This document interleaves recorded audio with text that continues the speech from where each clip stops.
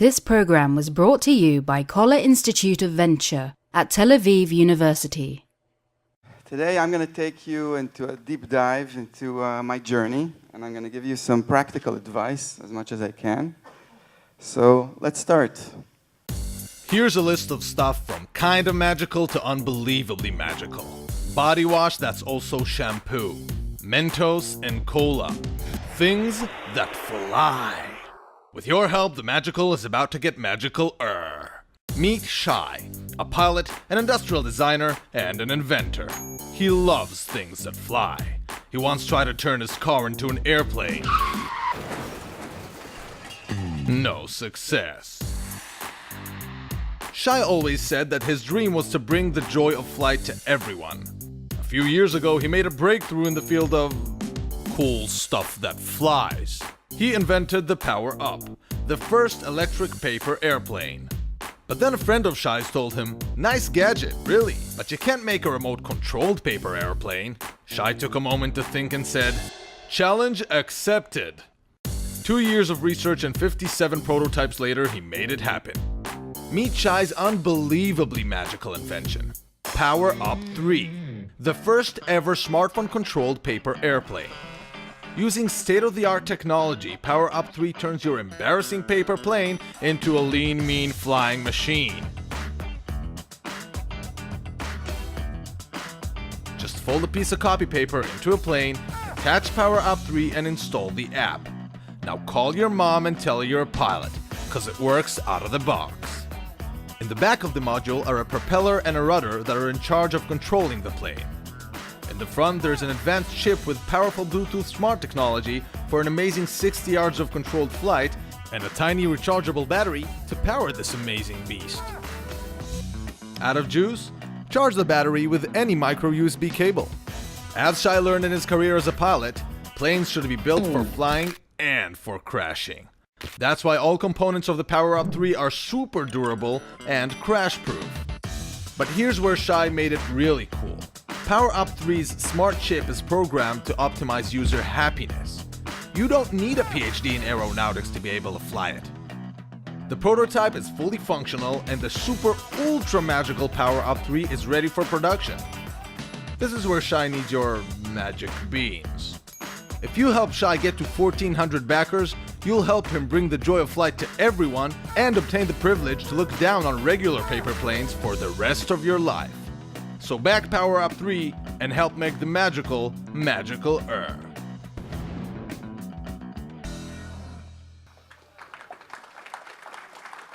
Thank you.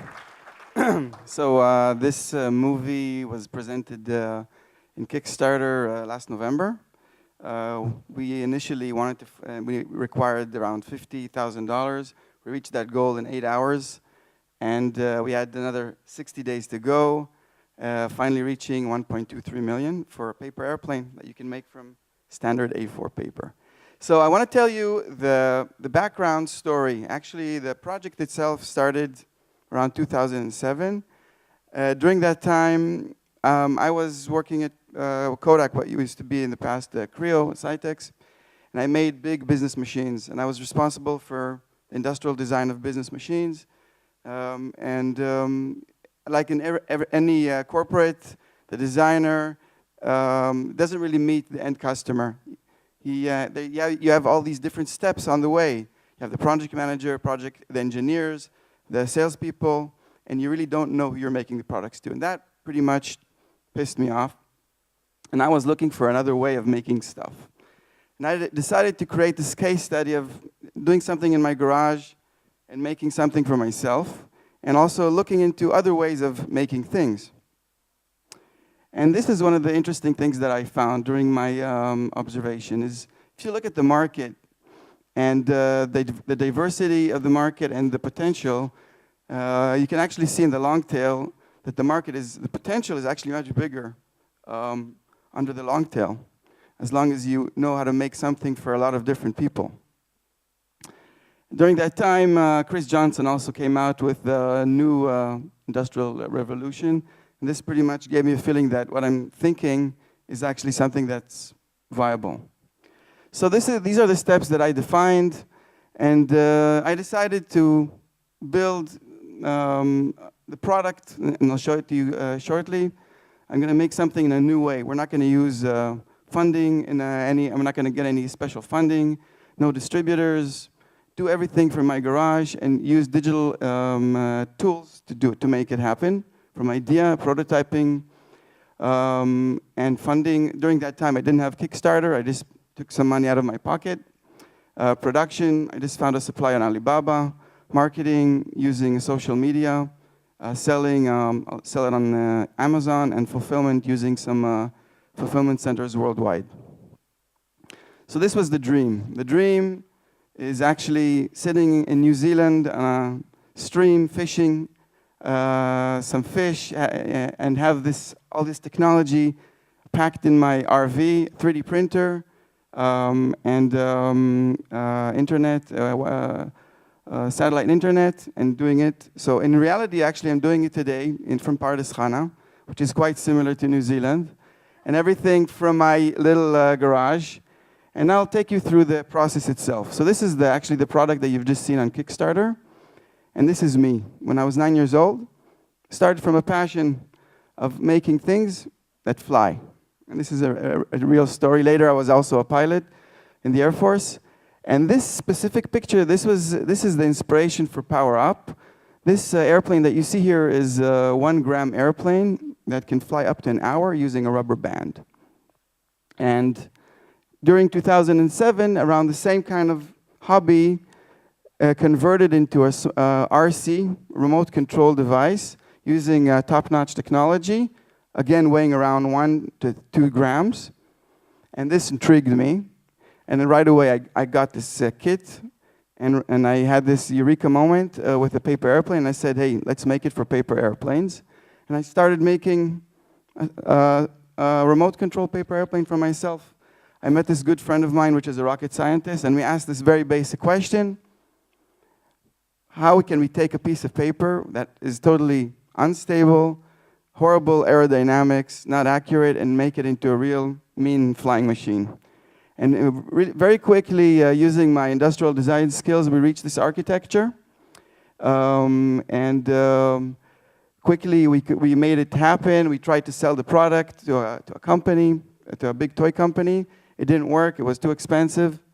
And I made another version that was simpler, just a free flight version. And this was during 2008, and it didn't work. We couldn't sell it. It was during the financial crisis, so I said, heck, either bury it or make it. And I decided to make it. So I flew to China, and with an initial investment of $2,500, I made some tools in a garage somewhere in Shenzhen. And I made 3,000 units and shipped them to Amazon. I didn't have any customers.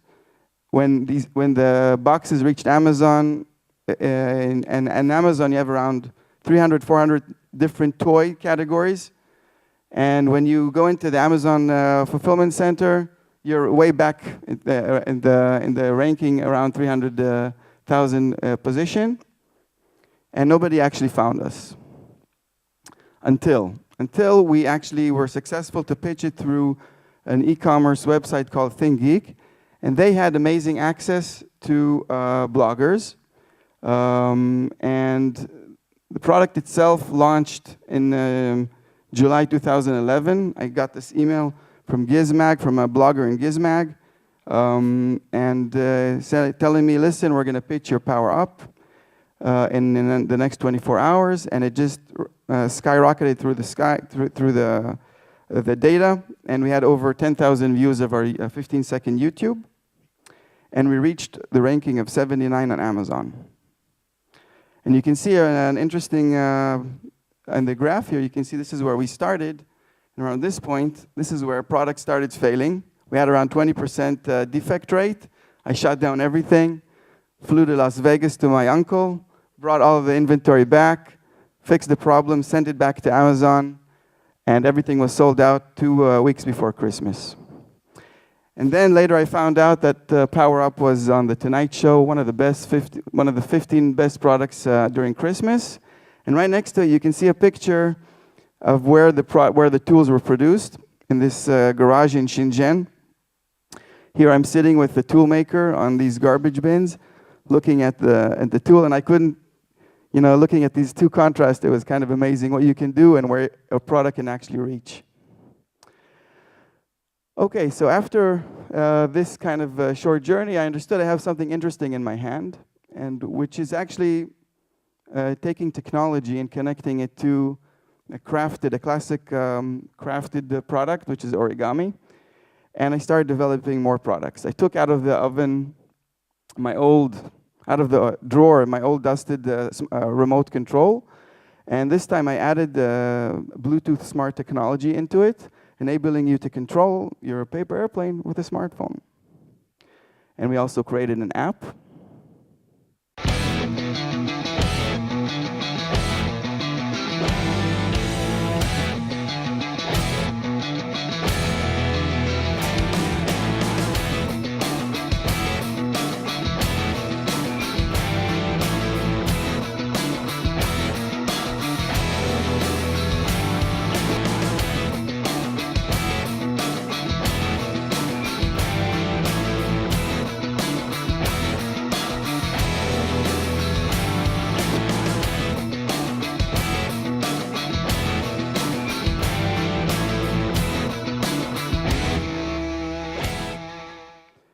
So what was interesting is that, thinking why is a paper airplane or a boat so interesting?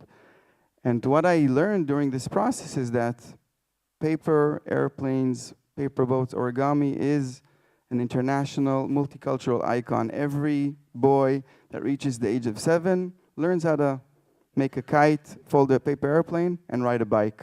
So it's something that touches that inner kid in each one of us. And that was clear. What you can see here is that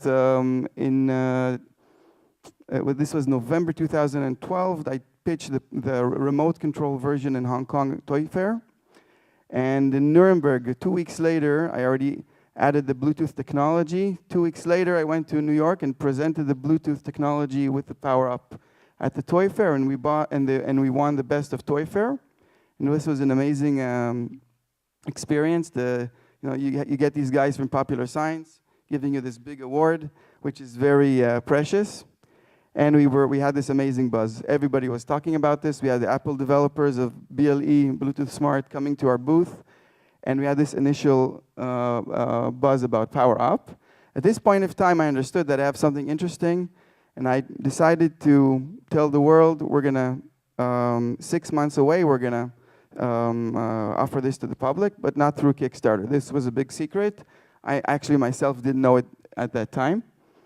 And we started working on making it into a real working product. And here are the main questions. Why Kickstarter? So of course, we had this experience with other products before. With the Powerup 1 and 2, we made over 100,000 products and already had the experience of making and fulfilling products. But the Powerup 3 is a much more complex and requires much more funding. The second was a marketing test. It was interesting to see actually what kind of reward levels will be more popular. Brand awareness is trivial. And of course, the last one, direct engagement with end customers, in the beginning of the presentation, this was a key passion of myself as a designer, being able to get and to talk to these people that are actually using the product. So the first, of course, when you go into a Kickstarter project, you have to make a great video. I learned about Prezi that you talked about a month before we launched the project, and I was very decisive about launching the product during November. And so we created the entire project preparation for the project in less than 4 weeks. And we did a kind of a pre-launch. This is a very important phase. We had a lot of traction for Powerup, a lot of blogging about us. And we announced that we're going to give a limited rollout for Powerup, for a limited rollout for users. And we had around 3,000 people that signed up. And this is me during November, this before launching. And when you say launch, it's literally a launch because you need to press all these different buttons, spreading the word everywhere. And this is the graph where when we launched the project itself, we reached our goal very quickly. This was on the first night of Hanukkah. And we really, literally had 8 days of miracle. We had 8 constant success. This is the, here you can see one of the things that are really important in crowdfunding if you have such a long time is telling a story, is the narrative behind the project. And you have to constantly do this and talk about and creating new information. Another unique thing that we've done is that most crowdfunding projects start the tooling and production after they actually get the funding. I realized that we already have the funding and we can do it right away. And we started the tooling and production a week after the project started. And we had a real challenge actually getting money. Actually, we already had, after 3 days, around $300,000. And I went to different banks and nobody wanted to loan me money. So we went to friends and relatives. I loaned around $100,000. And I pressed the green button with my Hong Kong agency that helps me produce the product. And we started tooling. Within 3 weeks, we already had tools that started injecting a real product. And we actually showed the product during the campaign. We also had stretch goals, which is something that is not clearly defined in Kickstarter, but it's something that every project today has. I can tell you personally that we went way beyond our stretch goals. It was an interesting process. We actually didn't plan any stretch goals besides Android, and we let the backers help us define the stretch goals. It was a very unique process. Here you can see through KickTrack, which is a platform for monitoring the Kickstarter, our project, and you can see the different, the 60 days, and there's some interesting data here. First of all, you can see that we had a fairly long initial funding process. Normally, the big buzz, the big bang in the beginning is around 2 to 3 days. And then you can see that we pretty much bottomed out at around $15,000 to $20,000 a day. Here we had a podcast that talked about us. And then later, towards the third part of the campaign, I actually decided to go to CES. This was a spontaneous decision, and show our product during the campaign. And it was a very wise decision. We had a lot of bloggers coming in. We had a lot of backers that came and visited us. And I flew directly from the factory with a hot product in my hand and put it in my booth and showed it to the world. So it was a viable, a real thing. Post-campaign. So post-campaign that's where I am currently now. Next Sunday, I'm actually flying to Hong Kong to produce the first 40,000 power-ups. And we're producing around 30,000 for our Kickstarter backers and another 10,000 for post orders. Here you can see a beautiful picture of the Power-Up in the mountains of Switzerland. And this is a beta backer. This guy already received his kit, which was produced in a limited amount a month after Kickstarter project was funded. And we actually had a very interesting and very successful process where we connected the first 50 backers, which were called the beta backers. They paid around $250. We actually sent them each one 2 units, and we put them into a tracking system where they can open issues and about the product. And during that time, we took the feedback and we changed the product. We made many changes to the product, and were able to actually improve the product after the project was fully funded. This is a backer in New York Toy Fair. This is an amazing feeling. I met over 100 backers in New York Toy Fair and also Nuremberg and CS. And you see this kind of very amazing feeling. These guys, come, they hug you. Some guys brought me some beers, and they all feel part of the project, and it's very exciting to meet these people. So this is my last slide, I think. Why was the project successful? For any of you that want to run a campaign, I think the first thing is the product. You can hide behind a good story, narrative, movie, whatever. But first, you need a very, very strong product that's easy to communicate, that can tell its own story. And as you can see, it doesn't have to be a very useful product. I mean, Powerup is just for fun. It's not something that you can do. It's not something that's really serious, but it does meet a need. And the need is a nice memory from your childhood, from throwing a little paper airplane that you succeeded in making and gave you a great feeling. The second is preparation, making preparation before the campaign, during the campaign, and after the campaign, and it's a 24-hour job. Timing is very interesting. We actually launched the campaign during Thanksgiving evening, and it's considered the worst time in the year to launch a Kickstarter campaign. It's 3 days before Black Friday, and the media everything is full of ads, and it's very difficult to stand out. But if you stand out, you're in a mode where everybody's in the spending, and I think we enjoyed that timing. A movie is just a multiplier. If you have a good movie and you have a good product, it'll give you a big boost. And the narrative, the story is very important. I mean, I think for Powerup, we had a great story. We had 60 days full of excitement, never a dull moment. Thank you. This program was brought to you by Koller Institute of Venture at Tel Aviv University.